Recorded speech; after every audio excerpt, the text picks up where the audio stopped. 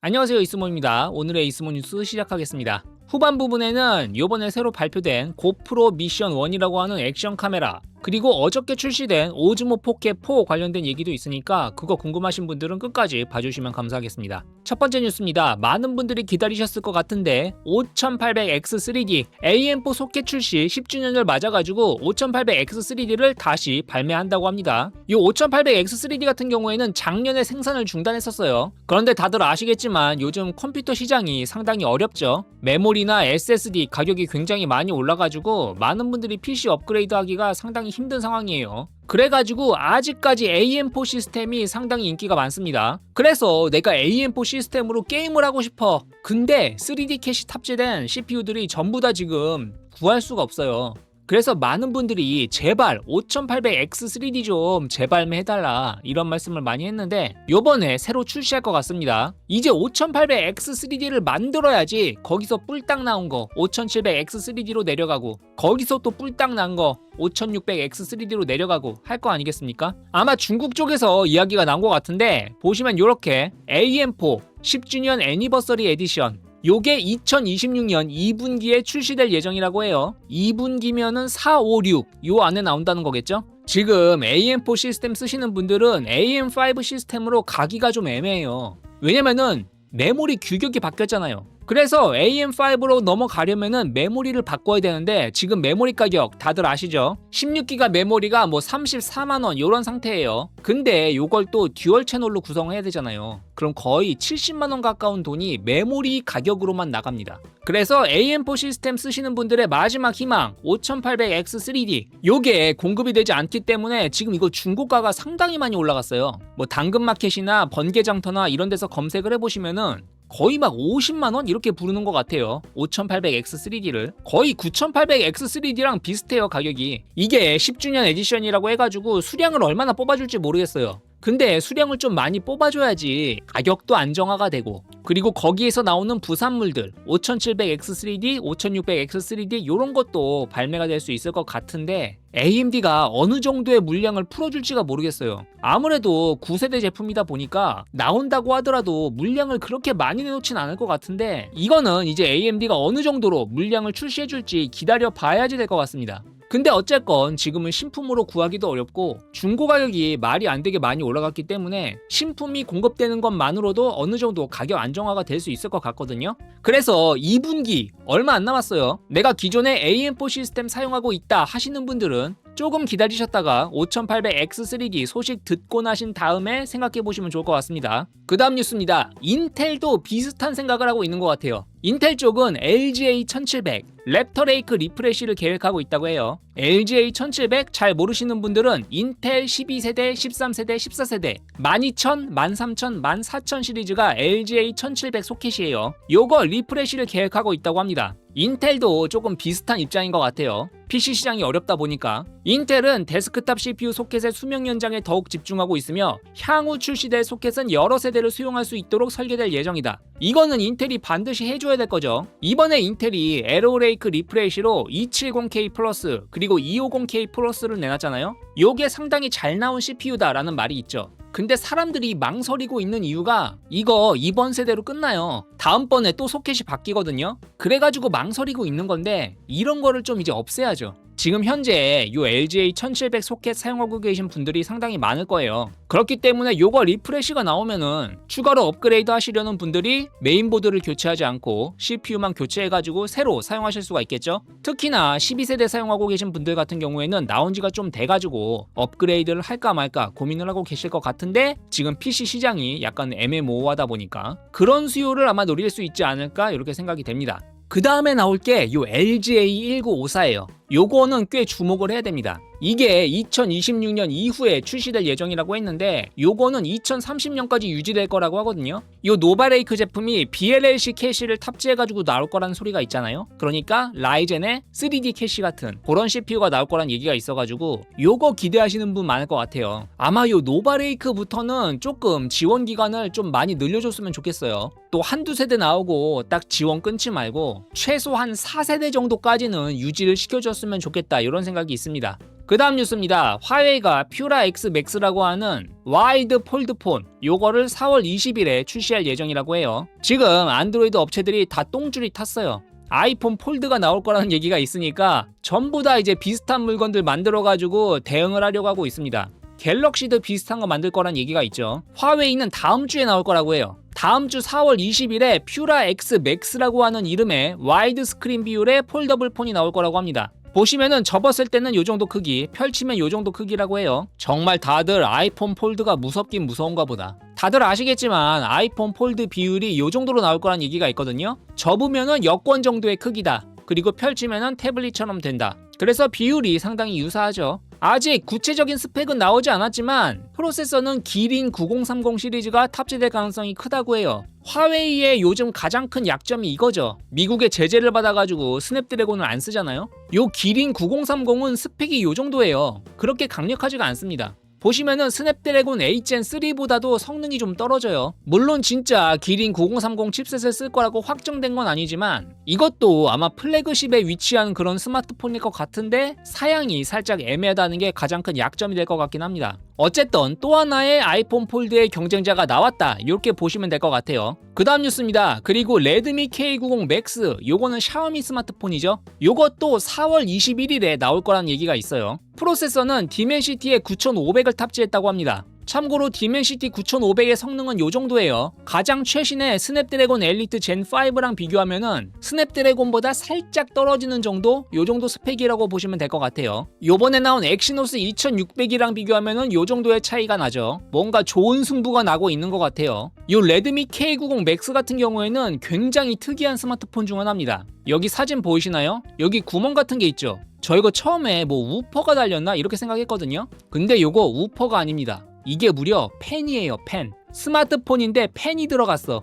여기에 블로어 팬이 들어가가지고 요걸로 열을 식혀준다고 합니다. 크기는 18.1mm 정도라고 해요. 얘가 윙 돌아가면서 열을 식혀준다는 거죠. 야, 이제 스마트폰에 팬까지 달려서 나와요. 요 팬을 100초 동안 사용하면은 온도가 10도가 떨어진다고 합니다. 그러니까 그 정도의 쿨링 성능이 있다는 소리예요. 소리가 시끄럽지 않을까? 32dB 정도라고 합니다. 그러니까 그렇게 시끄럽지 않다. 그럼 방수가 안 되는 거 아닌가요? 독립 밀폐 설계로 되어 있어가지고 방수랑은 상관이 없다고 합니다. 팬이 달려 있어도 방수는 된다고 해요. 실리콘 카본 배터리 8550mAh를 탑재했고요. 100W 유선 충전, 22.5W 역방향 유선 충전을 지원한다고 합니다. 그리고 스마트폰 역사상 가장 큰 팬이 탑재되어 있다. 그렇다는 거는 이거 말고도 팬이 달린 스마트폰이 있었나? 제가 조금 조사해보니까 냉각 팬이 달린 스마트폰이 얘가 최초가 아니에요. 누비아의 레드매직 시리즈, 게이밍 스마트폰 발매하는 회사 있잖아요. 냉각 팬이 들어갔던 적이 있다고 합니다. 그런데 팬의 크기는 가장 크다고 해요. 이 K90 맥스가. 이 제품도 다음 주에 출시될 예정이라고 하는데 상당히 신기한 제품인 것 같습니다. 그 다음 뉴스입니다. 몇 년째 굴욕을 당했던 액션캠의 원조 회사가 있죠. 그것은 바로 고프로. 저는 고프로가 이제 조용히 사라질 줄 알았거든요. 왜냐면은 경쟁이 너무 안 돼요. DJI랑 인스타 360이랑 비교해서 너무 스펙이 별로였거든요.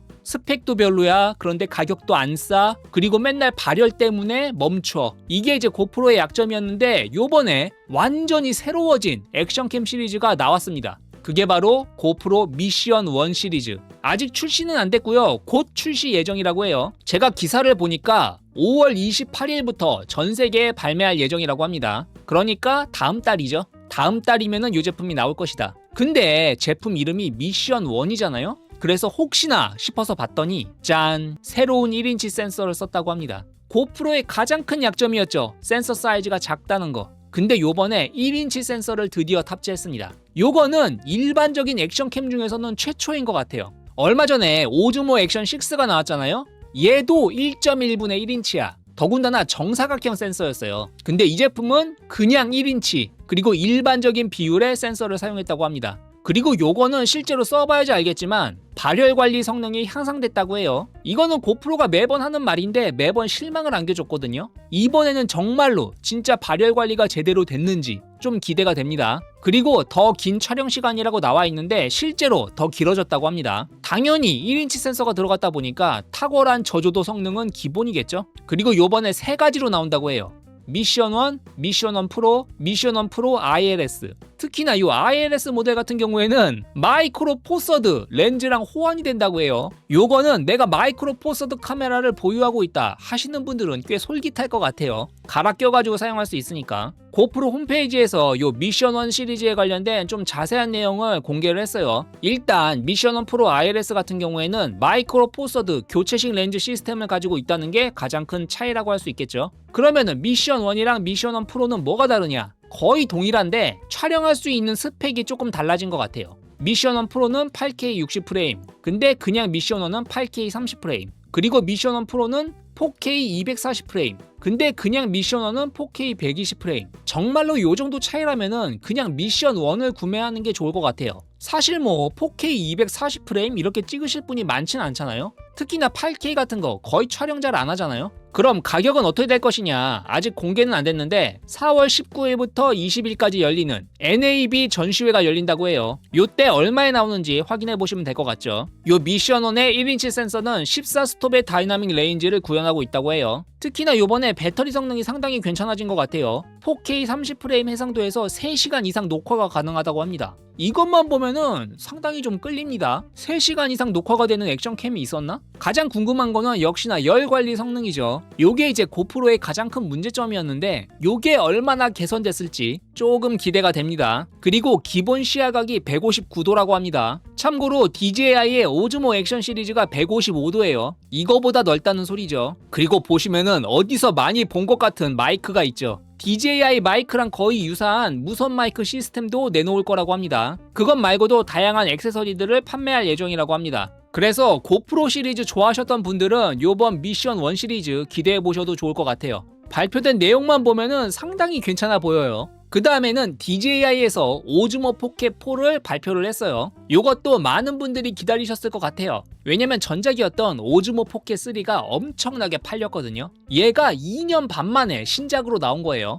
그런데 솔직하게 말씀드리면은 그렇게 큰 변화는 없어요. 약간 업그레이드 같은 그런 느낌이에요. 그럼 어떤 부분이 달라졌는지 한번 살펴보도록 합시다. 일단은 14스톱 다이나믹 레인지가 들어갔어요. 전작보다 2스텝인가 늘어났다고 해요. 그리고 전작이랑 동일한 1인치 CMOS 센서가 들어갔어요. 사실 센서 사이즈가 더 커지면 좋은데 이 오즈모 포켓의 사이즈에 센서 사이즈를 더 키우기는 힘들었을 거라고 생각합니다. 그래서 뭐 어쩔 수는 없는 것 같아요. 그리고 10비트 D로그 촬영이 가능해졌고요. 그리고 요게 은근히 쏠쏠해진 부분인데 107GB의 내장 메모리가 들어갔어요. 내가 정말 잠깐 촬영하실 분이면은 마이크로 SD카드 구매하지 않고 요 내장 메모리만으로도 촬영하실 수가 있겠죠. 그리고 요번에 전송 속도도 늘어났어요. 기존이 아마 USB 2였을 거예요. 그래서 PC랑 연결해서 데이터 옮기는데 시간이 꽤 많이 걸렸는데 요번에 USB 3로 바뀌면서 전송 속도가 상당히 늘어났을 것 같습니다. 그리고 조이스틱 설계가 바뀌었다고 하고요. 요 액정 디스플레이 아래쪽에 2개의 버튼이 추가가 됐다고 합니다. 화면 사이즈는 뭐 바뀐 게 없고요. 화면 밝기만 조금 밝아졌다고 해요.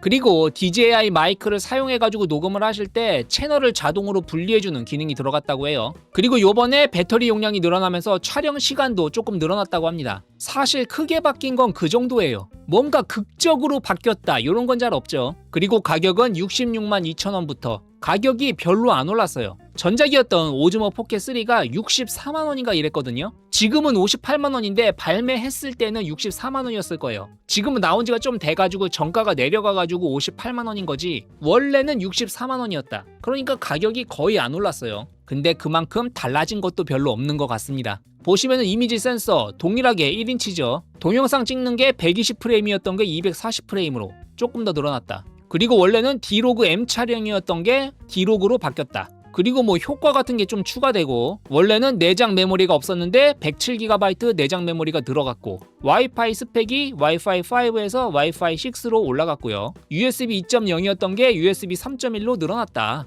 뭐 이 정도? 그래서 좋아진 거는 맞는데 2년 반 만에 신작인 거를 생각하면은 뭐 그렇게 많이 바뀐 것 같지는 않습니다. 그리고 사이즈가 좀 더 커졌어요. 사이즈가 좀 더 커지고 무게가 살짝 늘어났어요. 그리고 보시면은 ISO 스펙이 올라갔고요. 다이나믹 레인지도 전작보다 조금 더 개선이 돼가지고 아마 저조도 촬영 시에는 개선된 점이 조금 느껴지지 않을까 이렇게 생각이 됩니다. 그리고 이상한 게 2.7K 해상도가 빠졌어요. 물론 2.7K가 살짝 애매한 해상도긴 하거든요. 근데 있는 걸 굳이 뺄 필요는 없을 것 같은데 이걸 왜 뺐는지 모르겠고요. 그리고 보시면은 배터리 용량이 1300mAh에서 1500mAh로 늘어났죠. 그러면서 촬영 시간이 240분으로 늘어났다. 그래서 솔직한 말로는 살짝 아쉬워요. 좀 더 큰 변화가 있을 줄 알았는데 그 정도의 큰 변화는 아닌 것 같고요. 요 오즈모 포켓 시리즈가 전작이었던 오즈모 포켓 3가 워낙 잘 나오고 유명해가지고 저도 조금 관심이 있었던 제품이고 요번에 어떻게 새로 나올까 기대를 했었는데 사실 그렇게 크게 달라진 거는 느껴지지 않았습니다. 오즈모 포켓 3